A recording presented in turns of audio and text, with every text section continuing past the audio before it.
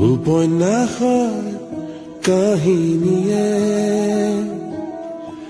জিয়া প্ৰেমৰ ছবি আঁকে। নমস্কাৰ প্ৰিয় শ্ৰোতাসকল, মই জনাৰ্দন শইকীয়া কাহিনী শুনাওঁ। ভেলেণ্টাইন উইক স্পেচিয়েল, এয়া আমাৰ তৃতীয়টো গল্প। পাঠ কৰিবলৈ লৈছোঁ মনশ্ৰী শৰ্মাৰ প্ৰেমৰ গল্প প্ৰেমৰ ৰাগী। কুৰুকি কুৰুকি মই তাৰ বুকুৰ ভিতৰলৈ সোমাই গৈছিলোঁ। প্ৰেম নামৰ দুটি বৰ্ণৰ লগত যেন মোৰ পুনৰবাৰ সম্বন্ধ ঘটিছিল। শেষ হৈ যাব খোজা মনৰ হেঁপাহবোৰ, আশাবোৰ সি মোৰ হৃদয়ত আকৌ জগাই তুলিছিল। সপোন দেখিবলৈ ভয় কৰা মইজনীক সি আকৌ সপোন দেখিবলৈ শিকাইছিল। মইজনীক মই কৰি জীয়াই তুলিছিল। বন্ধ কৰি থোৱা হৃদয়ৰ খিৰিকীখন সি নিজে খুলি সোমাই আহিছিল। প্ৰৱেশ নিষিদ্ধ বুলি জানিও সি তাৰ প্ৰৱেশৰ পথ মুকলি কৰি লৈছিল।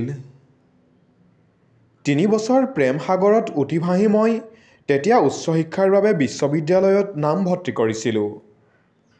মা দেউতাৰ মৰমৰ পৰা আঁতৰি কষ্ট হৈছিল যদিও বেছি কষ্ট দিছিল বৰ্ণভৰ ব্যৱহাৰে।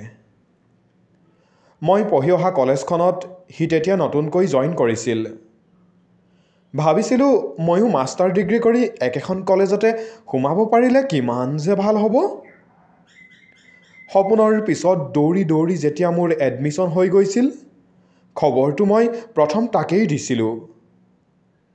কিন্তু মই ভবামতে সি সুখী হোৱা নাছিল।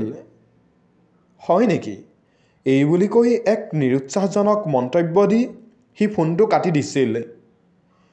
ব্যস্ততাৰ মাজত ময়ো কথাবোৰ সেইকেইদিন গুৰুত্ব দিয়া নাছিলোঁ। লাহে লাহে মন কৰিলোঁ তাৰ যেন ফোন অহাটো মোৰ প্ৰতি গুৰুত্ববোৰ কমি গ'ল। বিশ্ববিদ্যালয়লৈ অহাৰ আগতো তাৰ লগ ধৰিবলৈ সময় নোহোৱা হ'ল। আগতে যিটো ল'ৰাই মোক লগ ধৰিবৰ বাবে নানা পৰিকল্পনা কৰে, এতিয়া মোৰ বাবে তাৰ সময়ৰ অভাৱ হ'ল। ব্যস্ততাৰ ফাঁকি দিয়া হ'ল। মই বুৰ্বকজনীয়েও কথাবোৰ ধৰিব নোৱাৰি হয় বুলি বিশ্বাস কৰি লোৱা হ'লোঁ। দিনটোৰ প্ৰতিটো বেলাতে ফোন কৰা ল'ৰাটোৰ আজিকালি সপ্তাহতো ফোন কৰিবলৈ সময় নোহোৱা হ'ল। তেনেকৈয়ে নতুন ঠাইৰ নতুন মানুহবোৰৰ মাজত মই মিলি গ'লোঁ। সি ফোন নকৰিলেও ময়েই কৰোঁ মাজে মাজে। কেতিয়াবা ধৰে, কেতিয়াবা নধৰে। ভুল মোৰ ক'ত হ'ল মই একো ধৰিব নোৱাৰিলোঁ। সুধিলেও একো নকয়। লগৰ কেইজনীৰ লগতো কথাবোৰ লাহে লাহে শ্বেয়াৰ কৰোঁ। ভিন্নজনীৰ ভিন্ন মত। তথাপিও ধৈৰ্য ধৰিলোঁ। যি সময়ত মোক তাৰ বেছি প্ৰয়োজন হৈছিল, সেই সময়তে সি মোৰ সংগ ত্যাগ কৰিছিল। ৰাতি ৰাতি ছিনিয়ৰৰ পৰা লুকুৱাই গাৰুত মুখখন গুজি মই বহু ৰাতি উচুপিছিলোঁ। কোনেও নুবুজে, কাকো বুজাব নোৱাৰোঁ সেই দুখৰ অনুভৱ। অপেক্ষা কৰিছিলোঁ মাথো ভাল দিনবোৰ ঘূৰি আহিব বুলি। বিশ্ববিদ্যালয়ৰ নতুন নিয়ম, নতুন নতুন বন্ধু বান্ধৱীৰ মাজতো মোৰ মনটোৱে বাৰে বাৰে তাকে বিচাৰিছিল। সময় পাখি লগা কাৰৰ দৰে। এদিন বন্ধত ঘৰলৈ যাওঁতে দেখিছিলোঁ বৰ্ণভৰ ঘৰত পেণ্ডেল দিয়া আছে। ৰিক্সাৱালাজনকে মনৰ খুদুৱনি মাৰিবলৈ সুধিলোঁ, এওঁলোকৰ ঘৰত কিবা পাতিছে হ'বলা? হয় বাইদেউ, কলেজত যে কৰে ছাৰজনৰ বিয়া। ধৈৰ্য ধৰি আকৌ সুধিলোঁ, কাৰ লগত জানেনে? নাজানো বাইদেউ। ৰিক্সাখনৰ পৰা যেনে তেনে নামি ঘৰ সোমালোঁ। মনত গুজৰি গুমৰি থকা ধুমুহাজাকৰ মাহঁতক খবৰ নিদিয়াকৈয়ে গাটো বেয়া লাগিছে শুই লওঁ বুলি ৰুমত সোমাই দৰজাৰ খিলিটো মাৰি বহু সময় কান্দিলোঁ। কন্দাৰ মাজতে মাজে মাজে বৰনভলৈ ফোন লগাওঁ, নধৰে। বহুবাৰ ফোন লগোৱাৰ পিছত এবাৰত সি ৰিচিভ কৰিলে। হেল্ল', ইমান ফোন মাৰি আছা যে? এবাৰ নধৰিলে জানিব লাগে মই বিজি আছোঁ বুলি। কথাষাৰে মোৰ হৃদয়ৰ জ্বলি থকা জুইকুৰা আৰু দপদপকৈ জ্বলাই তুলিলে। তথাপিও শেষ আশা ত্যাগ নকৰি ধৈৰ্য ধৰি সুধিলোঁ, কিহত বিজি আছিলা কলেজৰ কামত কলেজ ৰাতি 8টাতো হয় নেকি নহয় কাইলৈ ক্লাছৰ প্ৰিপেয়াৰ কৰি আছিলোঁ কিন্তু কাইলৈতো কলেজ বন্ধ ক্লাছৰ প্ৰিপেয়াৰ নে বিয়াৰ প্ৰশ্নটোত হিও আচৰিত হ'ল তুমি কেনেকৈ জানিলা কিছুমান কথা কেতিয়াও লুকাই নাথাকে এতিয়া মাথো এটা প্ৰশ্নৰে মোক উত্তৰ দিয়া মোৰ কি ভুল আছিল তোমাৰ এইটোৱেই ভুল আছিল যে তুমি মোক নুসুধাকৈ মাষ্টাৰ ডিগ্ৰী পঢ়িবলৈ গৈছিলা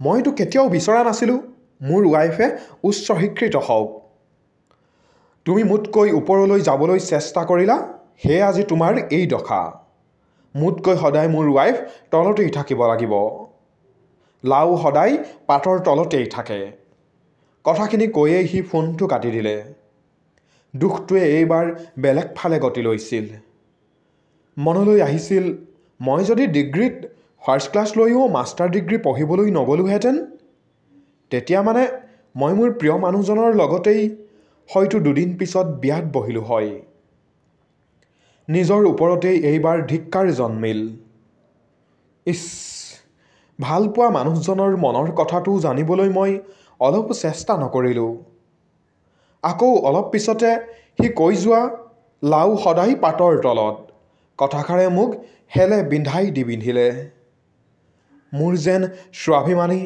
স্বাধীনতা প্ৰিয় মনটোৱে কথাষাৰ হজম কৰিব পৰা নাই বৰ্ণভৰ নাম্বাৰটো ডিলিট কৰি দিলোঁ নালাগে মোক এনেকুৱা পুৰুষ যি নাৰীৰ বাবে এনে চিন্তা এনে মানসিকতা ৰাখে গুচি আহিলোঁ আকৌ বিশ্ববিদ্যালয়খনলৈ ঘৰত মনটো স্থিৰ কৰিব নোৱাৰিলোঁ ভাবিছিলোঁ হোষ্টেলৰ লগৰ কেইজনী পালে মনটো ভাল লাগিব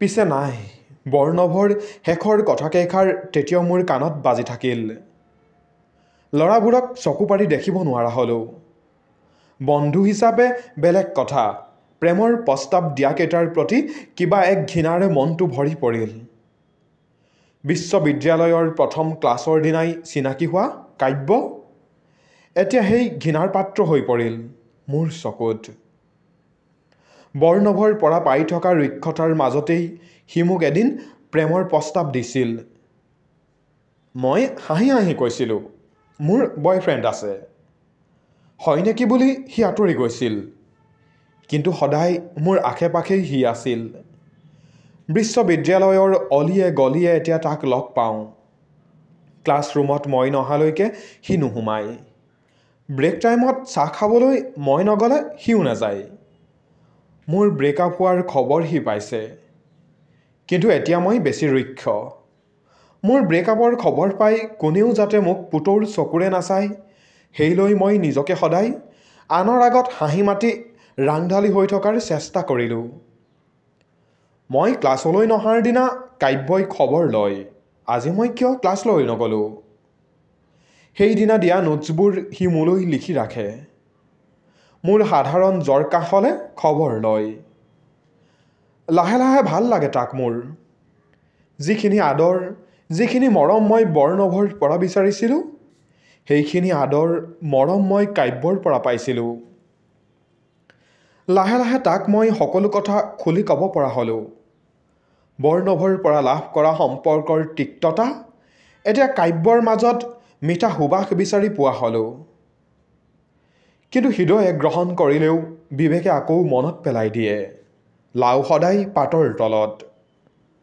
বৰ্ণভৰ কথা তাক খুলি ক'ব পৰা হ'লোঁ মোক কেতিয়া কি বস্তু দৰকাৰ হ'ব তাৰ সি হিচাপ ৰখা হ'ল কিন্তু সি কোনোদিনে মোক আকৌ সেইষাৰ কথা নুসুধা হ'ল কিন্তু মই বিচাৰিছিলোঁ এতিয়া মনে প্ৰাণে সি মোক আকৌ সেইষাৰ কথা কওক বিশ্ববিদ্যালয়ত এতিয়া কাব্য আৰু সীমান্তিকাক চিনি নোপোৱা মানুহ নাই সকলোৰে মুখত আমাৰ নাম কিন্তু প্ৰকৃততে আমিয়েই নাজানো আমাৰ সম্পৰ্কৰ নাম কি বিশ্ববিদ্যালয়ৰ প্ৰতিটো অনুষ্ঠান আমি একেলগে উপভোগ কৰোঁ মই নগ'লে সি নাহে সি নাহিলে ময়ো নাযাওঁ প্ৰকৃততে অকলে চোৱাত সেই মাদকতা নাই যিটো আমি ইজনে সিজনৰ সংগত অনুভৱ কৰোঁ আমি দুয়োটাই ইটোৱে সিটোক তই বুলিয়েই সম্বোধন কৰা হ'লেও মানুহে সেয়ে বুজিবলৈ টান পায় আমাৰ সম্পৰ্কৰ নামটো।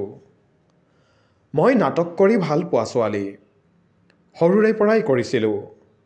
বৰ্ণভৰ লগতো প্ৰেম মোৰ সেই নাটকৰ যোগেদিয়েই হৈছিল। বিশ্ববিদ্যালয়তো মই নাটক কৰাৰ সুবিধা লাভ কৰিছিলোঁ। কিন্তু বৰ্ণভে নাটক কৰোঁতে মোৰ আশে পাশে থকাৰ দৰে কাব্য মোৰ ওচৰত নাছিল।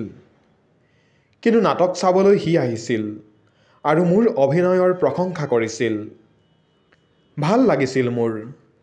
তাৰ এষাৰি প্ৰশংসাৰ কথাই মোক আৰু উৎসাহিত কৰি তুলিছিল।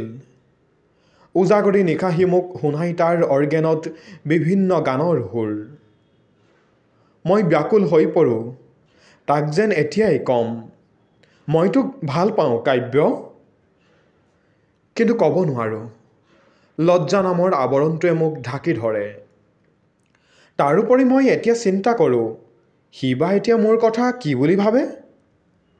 মনৰ আৱেগবোৰ মনতেই ৰাখি আগবাঢ়োঁ আকৌ। মই নাজানো এতিয়া আমাৰ সম্পৰ্কটো কি। তাক সুধিবলৈও লাজ লাগে। কিন্তু সি মোৰ ছাৰ দৰে ঘূৰি ফুৰে। পৰীক্ষাৰ আগত পঢ়া কমপ্লিট নহ'লে সি মোক বুজাই দিয়ে। নিজৰ পঢ়া এৰিও সি মোৰ লগত লাগি থাকে। এনেদৰেই ইটোৱে সিটোৰ লগত চুম্বকৰ দৰে লাগি লাগি আমাৰ বিশ্ববিদ্যালয়ৰ 2 বছৰৰ অন্ত পৰে। বিশ্ববিদ্যালয় শেষ হোৱাৰ পিছত দেউতাই বিয়াৰ কথা উলিয়ায়। আৰু পঢ়িব নালাগে, ঘৰলৈকে আহ বুলি মাতি পঠায়। মই কি কৰোঁ কি নকৰোঁ সিদ্ধান্ত ল'ব নোৱাৰা হ'লোঁ।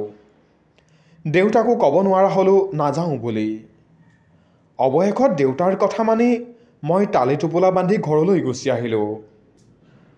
কাব্য তাতে ৰৈ গ'ল। JRF ক্লিয়াৰ কৰিলে। PhDৰ বাবে সি প্ৰস্তুতি চলাইছে। বিশ্ববিদ্যালয় এৰি অহাৰ আগদিনা মই তাক সাৱটি ধৰিছিলোঁ অজানিতে। মই মনে প্ৰাণে বিচাৰিছিলোঁ সি কওক, তই ৰৈ যা হিমা। মই শুনিব বিচাৰিছিলোঁ সি মোক কওক, মই তোক ভাল পাওঁ, তই মোক এৰি নাযাবি। কিন্তু সি নক'লে। হয়তো সি কোৱা হ'লে মই সাহস পালোঁ হয়। মই ৰৈ গ'লোঁ হয় তাতে। কান্দি কাটি ঘৰলৈ আহিলোঁ। ভাবি ল'লোঁ সি মোক অতদিনে বন্ধু বুলিয়েই ভাবিছিল চাগে। মইহে ভুল ভাবিছিলোঁ। ঘৰলৈ আহি ওচৰৰে নতুনকৈ খোলা কলেজ এখনত সোমালোঁ। কাব্যৰ লগত ফোনত কথা বতৰা চলি থাকিল। ছেমিনাৰ, ISBN আলোচনী এইবোৰত ভাগ ল'বলৈ, প্ৰকাশ কৰিবলৈ সি মোক খবৰ দিয়া হ'ল। তেতিয়াও বিভিন্ন ক্ষেত্ৰত দূৰে দূৰে থাকিও সহায় কৰা হ'ল। ছেমিনাৰবিলাকত তাক লগ পোৱা হ'লোঁ। তাক লগ পোৱাৰ হাবিয়াসতে মই ছেমিনাৰবিলাকত ভাগ লোৱা হ'লোঁ। প্ৰত্যেকবাৰেই মই সাজি কাচি যোৱা হ'লোঁ। মনত এটাই আশা পুহি ৰাখোঁ, সি মোক আকৌ প্ৰপ'জ কৰিব। কেতিয়াবা ভাবোঁ ময়ে কৈ দিওঁ নেকি। কিন্তু ৰৈ যাওঁ, নোৱাৰোঁ ক'ব। 2-1 বিয়াৰ বাবে ল'ৰাৰ খবৰো অহা হ'ল। মই বিভিন্ন অজুহাত দেখুৱাই কথাবোৰ নাকচ কৰিলোঁ। কাব্যক কওঁ কথাবোৰ। হয় নেকি, এই বুলি কোৱাৰ বাহিৰে সি একো নকয়। বিয়া হ বুলিও নকয়, নহবি বুলিও নকয়। কাব্যৰ ৰিচাৰ্চৰ কাম আৰম্ভ হৈছিল। তাৰ উৎসাহতে ময়ো পিছৰ বছৰ এণ্ট্ৰেঞ্চ দিলোঁ। পাছ কৰিলোঁ। আকৌ 6 মাহৰ কোৰ্ছ ৱৰ্কৰ বাবে মই বিশ্ববিদ্যালয় পালোঁগৈ। সেই 6 মাহ মই আকৌ তাৰ সংগ উপভোগ কৰিলোঁ। আকৌ সেইদিন উভতি আহিলে। বহু কলেজত কাব্যই ইণ্টাৰভিউ দিছে, কিন্তু এতিয়ালৈকে পোৱা নাই। ময়ো 6 মহীয়া কোৰ্ছটো কমপ্লিট কৰি ৰিচাৰ্চৰ কাম আৰম্ভ কৰিলোঁ। মাজে মাজে হতাশ হওঁ, সি মোক উৎসাহ দিয়ে। গাইডৰ গালি খাই নকৰোঁ বুলি গুচি আহিব খোজোঁ, সি আকৌ প্ৰেৰণা দিয়ে। মোৰ খং কান্দোনক তাৰ মৰমৰ এষাৰে গলাই দিয়ে। উৎসাহ পাই আকৌ ৰৈ যাওঁ। এনেদৰেই পাৰ হয় সময়। মাষ্টাৰ ডিগ্ৰী কমপ্লিট কৰাৰ 3 বছৰমান পিছত কাব্যই কলেজ এখনত চাকৰি পায়। সুখী সি। তাৰ সুখত মই সুখী। খবৰটো দিবলৈ সি মোৰ ওচৰলৈ দৌৰি আহে। মই তেতিয়া বিশ্ববিদ্যালয়ৰ গেটৰ সন্মুখত ফুটপাথত বিক্ৰী কৰা আলোচনী কিনাত মই ব্যস্ত। হিমা, মই চাকৰিটো পালোঁ, কৈয়েই সি মোক দাঙি ঘূৰাই দিলে। লাজ লাগিল মোৰ।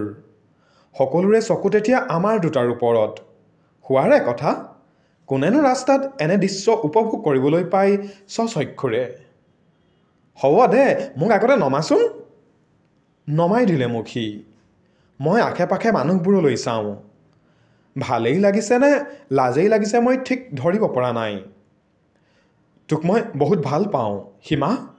তই যদি ভাব মোৰ কথা, তেন্তে মই তোক বিয়া কৰাব খোজোঁ। হবিনে ক? অতদিনে এইষাৰ কথা শুনিবলৈতো মই ৰৈ আছিলোঁ। কিয় কোৱা নাছিলি? অতদিনে তোক বিয়া পাতিব পৰাকৈ মোৰ এই চাকৰিটো নাছিল যে। সেই সময়ত কোনে চাইছে কোনে নাই চোৱা মোৰ ভাবিবলৈ সময় নাই। তাক মই আঁকোৱালি ল'লোঁ। আই love you Kavya, I love you very much, I love you too dear. সেই দিনটোৰ সেই সুখকণ মই আজিলৈকে ধৰি ৰাখিছোঁ। ধৰি ৰাখিবলৈ কাব্যই মোক সুবিধা কৰি দিছে। মোৰ সপোনবোৰত সি পাখি লগাই দিছে। মোৰ ভালপোৱাবোৰক ধৰি ৰাখিবলৈ মোৰ হৃদয়খন সি নভঙাকৈ ধৰি ৰাখিছে। স্বাধীন চিতীয়া মইজনীক চিলাৰ দৰে উৰিবলৈ সি শিকাইছে। আৰু মইজনীক মই কৰি পৰম প্ৰত্যয়েৰে আৱৰি ৰাখিছে। বিয়া হৈ যোৱাৰ পিছতো সি মোক মোৰ মতে জীয়াই থাকিবলৈ দিছে।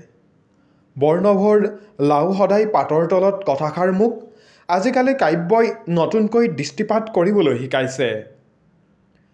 যিদৰে লাও গছপাত অবিহনে অসম্পূৰ্ণ, সেইদৰে গছজোপাৰো মূল্য লাওটোতহে। দুয়োটাৰে স্থান নিজৰ নিজৰ, এটাক এৰি আনটো অসম্পূৰ্ণ। কাব্যই বুকুৰ মাজত সীমান্তিকা আজি সোমাই পৰিছে মৰমৰ গভীৰতাৰে। ৰাগী লাগিছে তাইৰ, প্ৰেমৰ ৰাগী। প্ৰিয় শ্ৰোতাসকল, আশা কৰিছোঁ আপোনালোকে মনশ্ৰী শৰ্মাৰ এই প্ৰেমৰ গল্পটো শুনি ভাল পালে। আমাৰ সৈতে সংযুক্ত হৈ থাকিব। ধন্যবাদ।